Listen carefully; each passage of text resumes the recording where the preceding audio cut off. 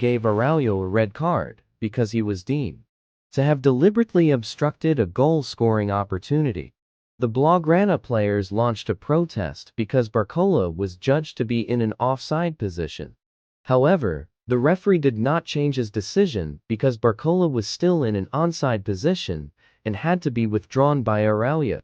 These conditions meant that Xavi Hernandez had to pull out Lamine Yamal at the start of the 34th minute and was replaced by Inigo Martinez to strengthen Barcelona's back line. PSG managed to make good use of their superior number of players throughout the first half. As a result, Ousmane Dembele successfully scored Les Parisiens' first goal in the 40th minute.